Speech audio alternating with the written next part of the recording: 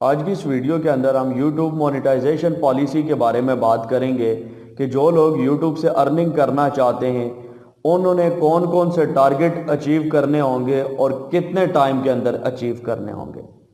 देखिए, जो भी लोग YouTube से अर्निंग करना चाहते हैं तो अर्निंग करने के लिए YouTube की कुछ पॉलिसीज़ हैं और उसके मुताबिक आपको अमल करना पड़ता है। सबसे पहली पॉलिसी ये है कि जब आप लोग YouTube के ऊपर चैनल बनाते हैं तो चैनल बनाने के फ़ौरन बाद आपकी अर्निंग नहीं शुरू हो जाती, बल्कि आपको एक टारगेट दिया जाता है और वो टारगेट आपने 1 साल के अंदर कंप्लीट करना होता है। टारगेट ये होता है कि आपने अपने चैनल के ऊपर 1000 सब्सक्राइबर लाना होता है और 4000 घंटा वॉच टाइम। सब्सक्राइबर तो जो भी लोग आपको सब्सक्राइब करते हैं वो आपके सब्सक्राइबर बन जाते हैं। अब वॉच टाइम क्या है? देखिए, आपने अपने चैनल के ऊपर 2 वीडियोस अपलोड की हैं। एक वीडियो के ऊपर एक बंदा आता है, उसने 1 मिनट वीडियो देखी, दूसरा आता है उसने 5 मिनट देखी, तीसरा आता है उसने फिर 5 मिनट देखी। तो यानी इस तरह कुल मिला के जितने भी व्यूअर्स आपके चैनल के ऊपर आएंगे और जितना टाइम वो वीडियो वॉच करेंगे वो आपका वॉच टाइम काउंट होता जाएगा। यानी इस तरह 1 साल के अंदर आपके चैनल के ऊपर 4000 घंटा वॉच टाइम होना चाहिए।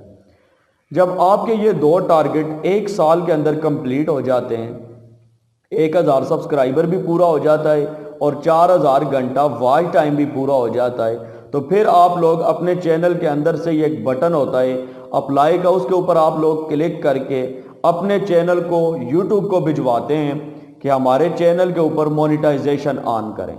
अब मोनेटाइजेशन का क्या मतलब होता है?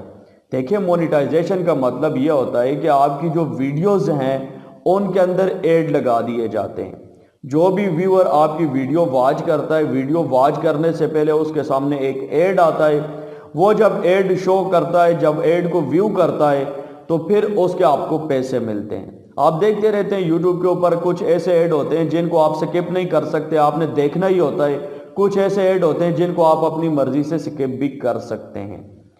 तो मोनेटाइजेशन के लिए जब आप लोग अपने चैनल को भिजवाते हैं, वो एक्सेप्ट हो जाता है, तो उसके बाद आपकी अर्निंग स्टार्ट हो जाती है। अब बात यह आ जाती है कि आप लोग ये टास्क कैसे कंप्लीट करेंगे। इसके ऊपर तो हम अगली वीडियोस के अंदर तफसील से बात करेंगे। अब बहुत सारे लोग यहाँ पर इस वजह से कंफ्यूज होते हैं कि अगर हमारा 1 साल के अंदर ये टारगेट कंप्लीट ना हुआ तो फिर क्या होगा। देखिए, अब मिसाल के तौर पर एक बंदे ने अप्लाई किया 1 जनवरी में, यानी उसने जनवरी 2020 के अंदर चैनल बनाया है और अब उसका जो टारगेट कंप्लीट करने का ड्यूरेशन है वो जनवरी 2021 है। यानी जनवरी 2020 को उसने चैनल बनाया है और जनवरी 2021 को उसका 1 साल कंप्लीट होगा। तो इस ड्यूरेशन के अंदर अंदर उसने 1000 सब्सक्राइबर और 4000 घंटा वॉच टाइम कंप्लीट करना है।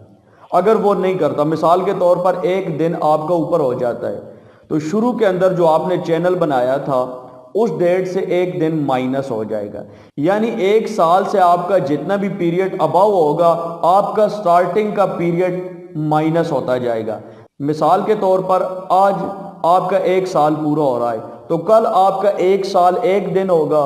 तो YouTube ऐसा करेगा कि जो आपका पिछला ड्यूरेशन है उससे 1 दिन माइनस करेगा। और माइनस कौन सा दिन करेगा? सबसे पहला दिन, जिस दिन आपने चैनल बनाया था वो दिन आपका माइनस हो जाएगा। उस दिन आपको जितना भी व्यूज़ मिले या जितना भी आपको वॉच टाइम मिला वो सारा आपका ख़त्म हो जाएगा। इसी तरीके से दूसरे दिन आपके चैनल के 1 साल 2 दिन हो जाएंगे, तो फिर आपका दूसरा दिन भी माइनस हो जाएगा। यानी स्टार्टिंग के 2 दिन माइनस हो जाएंगे। मिसाल के तौर पर आपका चैनल 1 साल और 10 दिन हो गए हैं, तो आपके स्टार्टिंग के 10 दिन माइनस हो जाएंगे। यानी जितना आप ऊपर चलते जाएंगे तो स्टार्टिंग के आपके दिन माइनस होते चले जाएंगे और उनका जितना भी वॉच टाइम होगा वो आपका ख़त्म हो जाएगा। लेकिन आपको परेशान होने की ज़रूरत नहीं। उसकी वजह यह है कि स्टार्टिंग का जितना भी वॉच टाइम होता है वो कम होता है। 1 साल के बाद जो आपको वॉच टाइम मिल रहा है वो आपको ज़्यादा मिल रहा है। अभी आपको देखें, आपके सब्सक्राइबर भी हो गए होंगे, व्यूज़ भी हो गए होंगे, तो अगर स्टार्टिंग का वॉच टाइम कम भी हो जाता है तो इससे कोई आपको फ़र्क नहीं पड़ता। यानी बाज़ लोग ये समझते हैं कि 1 साल के अंदर अगर हमने टारगेट अचीव ना किया तो हमें फिर ज़ीरो से काम शुरू करना पड़ेगा। तो ऐसी कोई बात नहीं है, ज़ीरो से काम शुरू नहीं करना होता, बल्कि आपके स्टार्टिंग के डेज माइनस होते जाते हैं। जितने भी डेज आपके एक साल से ऊपर होंगे, स्टार्टिंग के डेज वो माइनस होते चले जाते हैं। अब बात यह आती है कि आया एक साल के अंदर बंदा 1000 सब्सक्राइबर और 4000 घंटा वॉच टाइम कंप्लीट कर लेता है?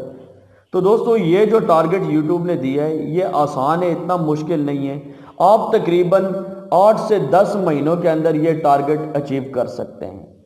अगर आप लोग रोज़ाना बेसिस पे वीडियो अपलोड करते हैं, एक वीडियो अपलोड करें, रोज़ाना करें, तो आप लोग इंशाल्लाह ये टारगेट इजीली अचीव कर सकते हैं। अगर मैं आपको अपनी बात बताऊं तो ये टारगेट मैंने तकरीबन 8 महीनों के अंदर कंप्लीट किया था। तो 8 से 10 महीनों के अंदर मेरे ख्याल में इजीली हर बंदा ये टारगेट अचीव कर सकता है।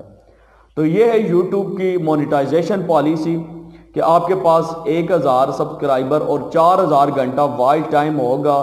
फिर उसके बाद आप लोगों ने अपने चैनल को मोनेटाइजेशन के लिए भिजवाना होगा और फिर आप लोगों की अर्निंग स्टार्ट होगी। उम्मीद करता हूँ आप लोगों को आज की ये वीडियो पसंद आई होगी। वीडियो अच्छी लगे तो वीडियो को लाइक और चैनल को सब्सक्राइब ज़रूर करें। और अगर आप लोग यूट्यूब का कंप्लीट कोर्स वॉच करना चाहते हैं तो वीडियो के डिस्क्रिप्शन में प्ले लिस्ट का लिंक मौजूद है, आप लोग पूरा कोर्स फॉलो कर सकते हैं। दीजिए वसीम अब्बास को इजाज़त। नेक्स्ट वीडियो तक के लिए अल्लाह हाफिज़।